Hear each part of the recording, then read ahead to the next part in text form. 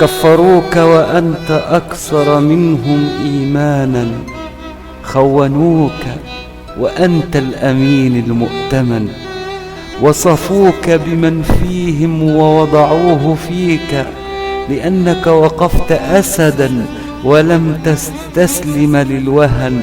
لا تبتئس يا سيسي، فنعم الرجال أنت، أيدك الله بنصر من عنده ثمن. سوق النخاسة كثرت كلابه، لكن الأحرار عزتهم عزة الوطن. فحرية الأحرار تاج الرجال، وثمن الرجولة لا يدفع إلا في المحن. حفظك الله لمصر ولنا، ويا ربي يا ربي بارك بهذا الرجل هذا الوطن، بارك بهذا الرجل هذا الوطن.